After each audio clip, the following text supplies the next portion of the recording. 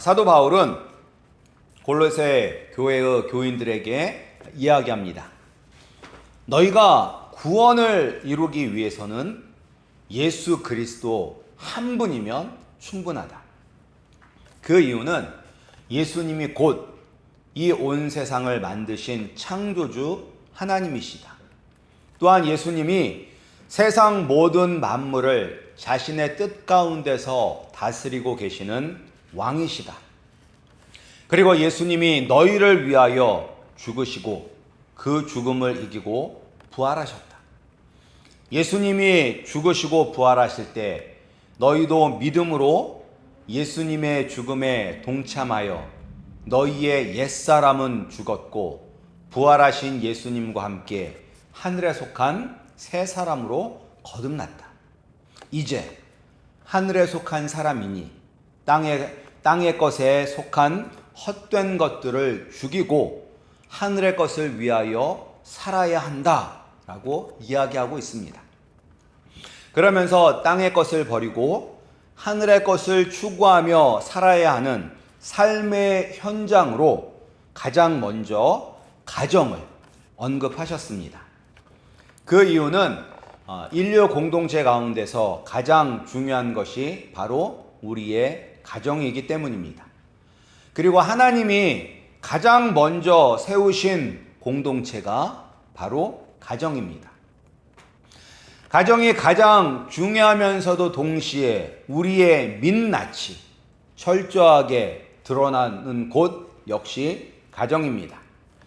이 가정에서 땅에 속한 헛된 정욕과 욕심, 관계의 파괴를 불러일으키는 악한 행동을 버리고 예수님이 보여주신 사랑과 순종을 실천할 때 가정이 회복될 뿐만 아니라 사회 전체가 회복될 수 있습니다. 그러나 우리 힘으로는 할 수 없습니다. 우리는 연약하기 때문이죠. 비록 우리가 예수 그리스도를 믿고 하늘에 속한 성도가 되었지만 여전히 우리 스스로 우리를 무너뜨리려 하는 사단 마귀의 유혹과 공격을 이길 수는 없습니다.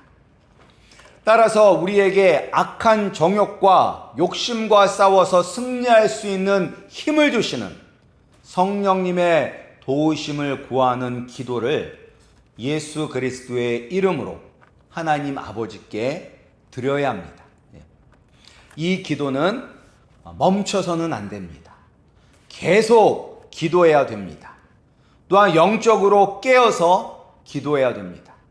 습관적인 기도, 틀에 박힌 기도가 아니라 매 순간순간마다 우리를 공격하는 사단의 교묘한 공격을 이기기 위해서 영적으로 민감하게 깨어서 기도해야 합니다.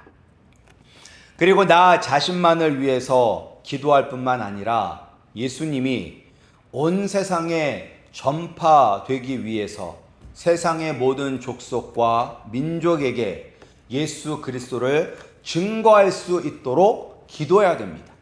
그래서 우리 모두가 다 선교사가 되어야 합니다. 직접 가는 선교사, 후원하는 선교사, 기도하는 선교사가 되어야 합니다. 이제 사도 바울은 골로새 교인들에게 다른 사람들과의 관계 속에서 예수님을 믿는 성도들이 어떻게 살아가야 하는지를 알려주고 있습니다. 지금 이 사도 바울 이 당시에는 복음이 온 세상으로 전파되고 있지만 믿는 사람들은 소수였습니다. 이 거대한 세상에서 예수 그리스도를 믿으며 사는 소수의 성도들이 예수님을 알지 못하고 믿지 않는 대다수의 불신자들과 함께 어울려서 살아야만 하는데 그때 어떻게 살아야 하는지를 오늘 말씀을 통하여서 우리에게 보여주고 있습니다. 사도 바울 시기만 아니라 지금도 마찬가지입니다.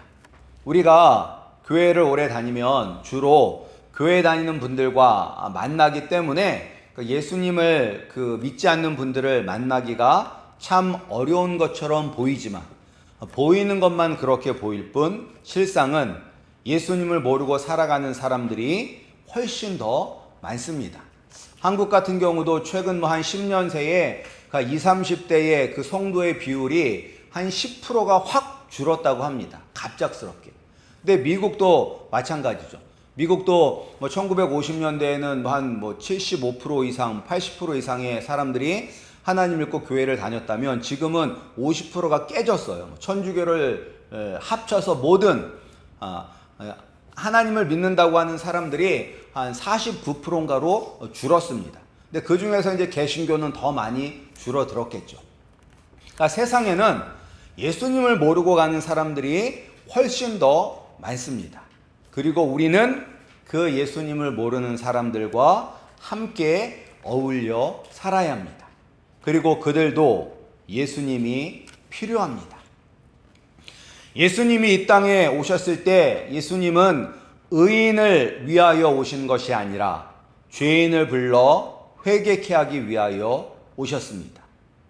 그리고 우리도 예수님을 믿기 전에는 우리 역시 죄인이었습니다. 예수님을 몰랐고 예수님께 반역했던 죄인이었습니다. 이런 나를 구원해 주셨으니 이제 우리도 예수님을 알지 못하고 믿지 않는 사람들에게 예수님을 전해야 합니다. 예수님을 전하기 위해서 우리는 이 믿지 않는 사람들과 멀리 떨어져서 사는 것이 아니라 함께 살아야 합니다. 그러나 함께 산다고 해서 세상을 따라가면 안 됩니다. 우리는 예수 그리스도의 보혈로 땅에 속한 사람이 아니라 하늘에 속한 사람입니다. 어떻게 세상에 속한 사람들과 우리가 함께 어울려 살면서도 예수 그리스도를 믿는 사람답게 살아갈 수 있을까요? 사도 바울은 우리는 행동과 말을 통해서 예수님을 증거하고 예수님께 영광을 돌릴 때 믿지 않는 사람들과 함께 어울려 살면서도 구별될 수 있다라고 이야기합니다. 그러니까 행동과 말이 중요합니다. 그래서 5절, 우리가 읽었던 5절 말씀을 보면 외인에 대하여는 지혜로 행하여 세월을 아끼라 라고 기록하고 있습니다. 그래서 외인은 믿지 않는 사람들이죠. 예수님을 알지 못하고 예수님을 아직 믿지 않는 사람들과의 관계 속에서 우리는 지혜롭게 모든 일을 해야 합니다. 지혜롭게 살아간다는 것은 우리의 삶을 통해서 하나님의 뜻이 나타나야 하고 하나님의 뜻에 순종하는 모습이 드러나야 합니다. 그리고 같은 일을 해도 믿지 않는 사람들과 구별이 되어야 합니다. 베드로전서 2장 11절 12절을 보면 이렇게 기록이 되어 있습니다. 사랑하는 자들아, 거류민과 나그네 같은 너희를 권하노니 영혼을 거슬러 싸우는 육체의 정욕을 제어하라.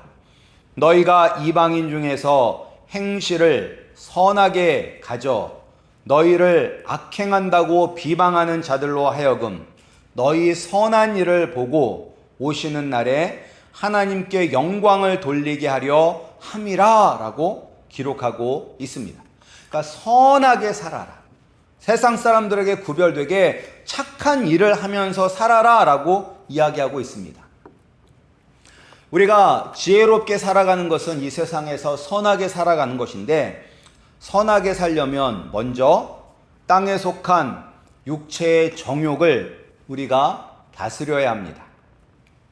땅에 속한 육체의 정욕은 음란, 부정, 사욕, 악한 정욕, 탐심, 그리고 분함, 노여움, 악의와 비방, 부끄러운 말, 거짓말입니다.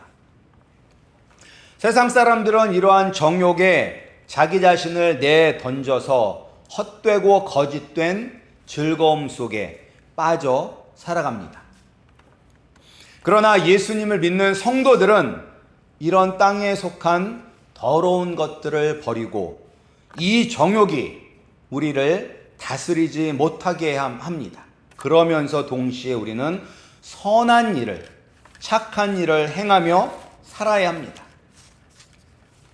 우리가 이 땅에서 이제 선한 일을 행해야 하는 것은 우리가 세상의 빛이기 때문입니다.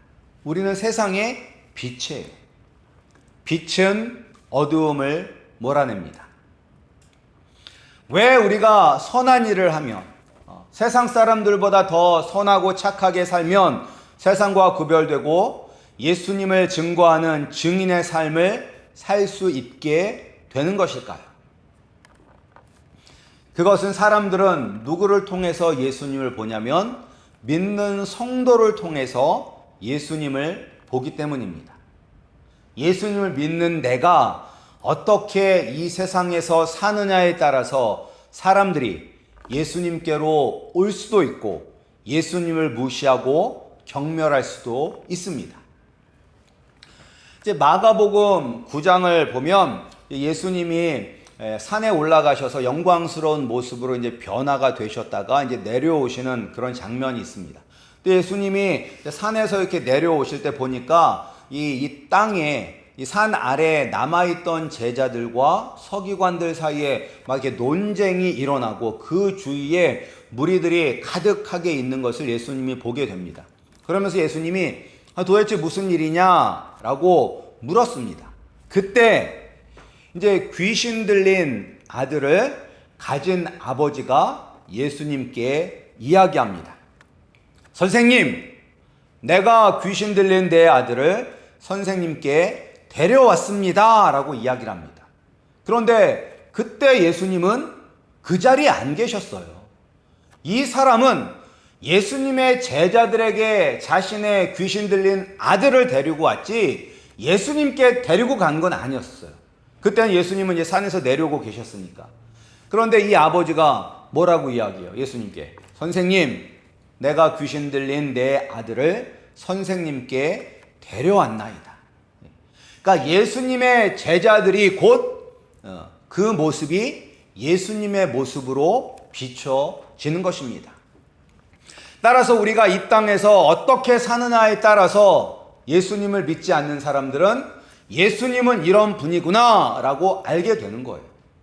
예수님을 믿는 우리가 이 땅에서 거짓말하고 악하게 살면 아이고 예수 믿어봐야 아무 소용없구나, 예수 믿는 놈들이 더해, 이런 소리를 듣게 되는 것이고, 우리가 힘들고 어려운 가운데서도 다른 사람들을 위하고 선한 일을 하면 야, 예수 믿는 사람들은 정말로 뭔가 다르구나, 나도 한번 예수님을 믿어봐야 되겠다라고 생각하게 되는 것입니다. 따라서 우리가 빛의 자녀로 살아야 합니다. 빛의 자녀로 사는 것은 세상 사람들과 구별되어 선하게 사는 것입니다. 그리고 세월을 아끼며 살아야 합니다. 이 말은 우리의 삶의 우선순위가 예수님 중심이 되어야 합니다. 사람의 수명은 하나님이 정해 주셨지만 사는 동안에는 누구나 동일한 24시간의 하루를 삽니다.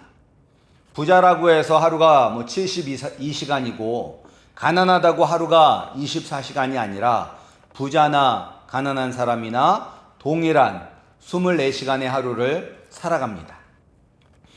이렇게 정해진 인생을 살면서 우리의 삶의 가장 중요한 가치는 예수님이 되어야 합니다. 예수님을 전할 수 있는 기회로 삼아야 합니다. 우리 성도님들은 삶의 우선순위가 무엇입니까? 삶의 가장 중요한 가치가 무엇입니까? 예수 그리스도가 우리 성도님들의 삶의 최우선순위가 되기를 소원합니다. 그리고 예수 그리스도가 우리 성도님들의 인생에서 가장 중요한 가치가 되기를 소원합니다. 그리고 믿지 않는 이웃들과 함께 살아가면서 예수 그리스도를 증거하는 증인의 삶을 사는 방법은 우리의 입술, 우리의 말, 우리의 언어입니다. 그래서 6절 말씀을 보면 너희 말을 항상 은혜 가운데서 소금으로 맛을 냄과 같이 하라. 그리하면 각 사람에게 마땅히 대답할 것을 알리라 라고 기록되어 있습니다. 말이 참 중요하죠. 말이. 그래서 우리나라 속담에도 말 한마디로 천냥빚을 갚는다 라는 그런 말이 있지 않습니까? 우리의 믿음도 어디에서 생기냐면 우리가 들음에서 생기죠. 들음. 그러니까 누군가 말로 예수 그리스도를 우리에게 전해 주었을 때 믿음이 생기게 되는 것입니다. 그래서 따라서 이제 말이 중요한데 이 말을 할 때 은혜롭게 해야 된다는 거예요. 말을 할 때 은혜롭게. 그러니까 친절하게 말해야 되고 사랑스럽게 말해야 되고 그리고 감사함으로 말을 해야 됩니다. 근데 이제 이와 반대로 우리가 이웃들과 이야기할 때 그 사람들을 무시하면서 말하고 그 사람이 막 심각하게 얘기하는데 빈정대면서 말하고 정죄하면서 말하면 이웃과의 관계는 깨지고 예수님을 전할 수 있는 기회는 사라지게 됩니다. 그래서 같은 말을 해도 말을 하는 태도와 방법이 중요합니다.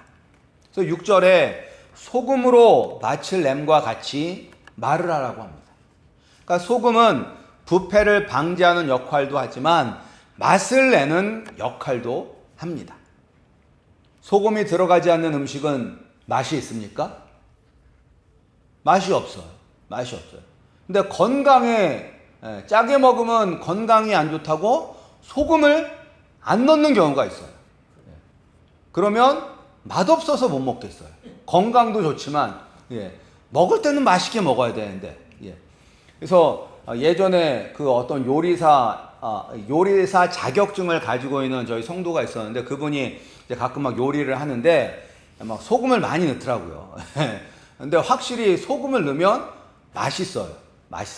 근데 많이 넣는 게 중요한 것이 아니라 간이 딱 맞을 정도로 이제 소금을 넣으면 맛이 확 달라집니다. 그것처럼 우리가 말도 맛깔나게 해야 됩니다. 맛깔나게. 근데 다른 사람을 무조건 치켜 세우는 것, 기분을 좋게 만드는 것이 소금으로 맛을 내는 것이 아니라 공격적이지 않은 말, 더 대화를 하고 싶게 만드는 말을 해야 된다는 것이죠. 이것은 또한 사람마다 대화하는 방법이 또 달라져야 합니다. 사람마다 성격이 다르고 삶의 가치가 다르고 좋아하는 것이 다릅니다. 따라서 대화하는 방법도 달라져야 합니다. 저는 간단히 말하는 것을 좋아합니다. 그런데 저희 집사람은 장황하게 설명을 합니다. 얘기할 때 드라마 같은 것을 보거나 그 얘기를 할 때도 저 앞에 그냥 배경 설명부터 이렇게 해요. 근데 저는 배경 설명을 할 때 결론은 이렇게 얘기합니다. 그래서 결론이 뭐야? 그냥 이렇게 얘기해버려. 다 필요 없어. 그거 제 입장에서 시간 낭비거든요. 그거 몰라도 되는 것이고. 그러니까 결론이 뭐야? 결론만 얘기해. 이렇게 되는 순간 대화는 단절이 되는 것이죠. 그래서 오늘 말씀에도 보면 은혜롭게 소금의 맛을 내는 것처럼 말하라는 것이 사람마다 성격이 다르고 가치관이 다르기 때문에 그 사람에게 맞춰가면서 대화를 해야 된다는 것입니다. 물론 대화의 내용이 가장 중요합니다. 그러니까 믿는 사람들은 대화의 핵심이 예수 그리스도가 되어야 돼요. 예수 그리스도. 근데 내용도 중요하지만 그 내용을 어떻게 전달하냐도 중요한 것이죠.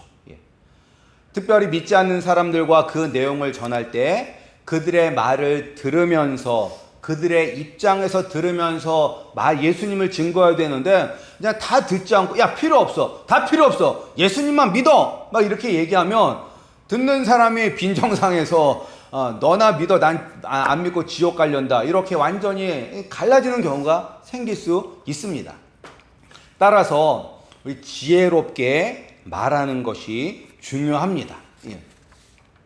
말의 내용도 중요하지만 어떻게 전달을 하는지도 매우 중요하기 때문에 은혜 가운데서 소금으로 맛을 내는 것처럼 말을 하라라고 우리에게 이야기하고 있습니다. 그런데 이렇게 하는 것이 참 어렵습니다. 지혜롭게 선을 행하며 세월을 아껴서 예수님을 위하여 사는 것 힘듭니다. 특별히 선을 행하라고 할 때 이 선을 행하는 대상들이 믿지 않는 사람들이지만 마음이 그래도 마음바탕이 선한 사람들에게만 그렇게 하는 것이 아니라 악한 사람에게도 우리는 선하게 행해야 되거든요. 예수님이 말씀하셨습니다. 악한 사람들도 자기가 사랑하는 사람들에게는 선하게 대한다. 너희들이 너희들을 좋아하고 너희에게 잘하는 사람들에게만 잘하면 그것이 무슨 의미가 있느냐라고 말씀하시잖아요. 우리는 선을 행할 때 나에게 잘 대해주는 사람에게 선을 행할 뿐만 아니라 나를 못살게 굴고 나를 괴롭히는 그런 악한 사람들에게도 선하게 대해야 하기 때문에 힘듭니다. 그리고 또한 내가 좋아하는 것을 하는 것이 아니라 때로는 예수님을 위해서 내 즐거움을 포기하고 살아야 하기 때문에 힘듭니다. 믿지 않는 사람들과 대화를 할 때 은혜 가운데 소금으로 맛을 냄과 같이 하라고 하는데 굳이 내가 이렇게까지 사람들의 비위를 맞춰가면서 예수님을 전해야 하나라는 생각이 들 수도 있습니다. 아니 내 주위에 믿음 좋은 사람들 많은데 그냥 이 사람들과 어울려서 예수님 이야기하면서 살면 편할 텐데 굳이 내가 왜 수고를 하면서까지 믿지 않는 사람들에게 가서 그들에게 은혜롭게 또 소금으로 맛을 냄과 같이 그렇게 예수님을 전해야 되나라는 그런 마음이 생길 수도 있습니다. 그런데 사도 바울은 옥에 갇혀서도 이 생각밖에 없었습니다. 어떻게 하면 예수님을 알지 못하는 사람들에게 예수님을 전할 수 있을까? 어떻게 하면 세월을 아껴서 예수님을 전할까? 그래서 이 사도 바울은 지금 로마에서 가택연금 상태에 있을 때에도 쉬지 않고 날마다 사람들을 만나서 복음을 전했습니다. 우리에게는 왜 사도 바울과 같은 이런 열정이 없는 것일까요? 누가복음 7장을 보면 바리새인이었던 시몬이라는 사람이 예수님을 식사에 초대합니다. 근데 이 시몬이 문둥병자였었는데 예수님이 고쳐주셨어요. 그래서 그것에 감사해서 예수님을 이 식사 자리에 초대를 한 것입니다. 그런데 이제 그 자리에 한 죄인인 여자, 아마 창녀일 거예요. 이 창녀인 여자가 와서 눈물로 예수님의 발을 적시고 자신의 머리털로 닦고 그 발에 입 맞추고 비싼 향유를 부었습니다. 이런 감동적인 순간에 이 바리새인이었던 시몬은 이 예수님이 만약 정말로 선지자였다면 지금 자신을 만지는 이 여자가 죄인인 창녀란 것을 알 텐데 왜 가만히 계실까라고 생각을 했습니다. 그때 예수님이 말씀하십니다. 시몬아, 빚진 자가 두 사람이 있다. 한 사람은 500데나리온을 빚졌고 한 사람은 50데나리온을 빚졌다. 둘 다 이 빚을 갚을 수 없는 처지였었는데 돈을 빌려주었던 사람이 두 사람 모두 그 빚을 다 면제해 주었다. 둘 중에 누가 더 빚을 탕감해 준 사람을 사랑하겠느냐라고 묻습니다. 누가 더 사랑할까요? 500데나리온 빚진 자 아니면 50데나리온 빚진 자? 500데나리온 빚진 자가 더 탕감해 준 자를 사랑하겠죠. 그래서 시몬이 이야기합니다. 더 많이 빚을 면제받은 사람입니다. 그때 예수님이 말씀하십니다. 내 말이 맞다.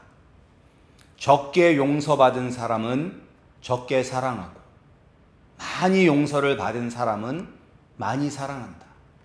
이 여자는 많이 용서받았기 때문에 더 많이 사랑하는 것이다.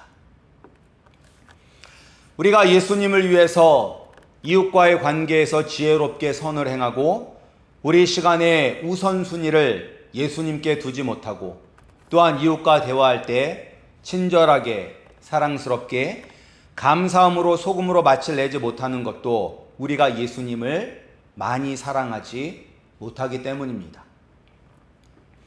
예수님을 많이 사랑하게 되면 예수님을 믿지 않은 이웃과의 관계 속에서도 우리와 행동과 말을 통해서 예수님을 증거하는 빛의 삶을 살 수 있습니다. 내가 예수님을 믿기 전 어떤 상태에 있었는지, 그리고 나를 구원하기 위하여 예수님이 하신 일이 무엇인지를 생각해 보시기 바랍니다. 우리가 얼마나 큰 죄를 용서받은 사람인지를 깨닫기 바랍니다. 얼마나 큰 하나님의 은혜와 사랑이 우리에게 부어졌는지를 기억하시고 감사하시는 우리 성도님들이 되시기를 소원합니다. 우리는 하나님의 큰 은혜와 사랑을 받았습니다. 그 받은 사랑을 깨달아서 예수님을 지금보다 더 사랑하시는 우리 성도님들이 되시기를 소원합니다. 우리가 예수님을 더 사랑하면 이웃과의 관계 속에서도 우리의 행동과 우리의 말을 통해서 예수님을 증거하고 하나님의 영광을 위하여 기쁨으로 살 수 있습니다. 예수님의 사랑을 알고 예수님을 사랑하여 이웃과의 관계 속에서 예수님을 증거하며 사시는 우리 성도님들이 되시기를 주님의 이름으로 축복합니다. 우리 기도하시겠습니다.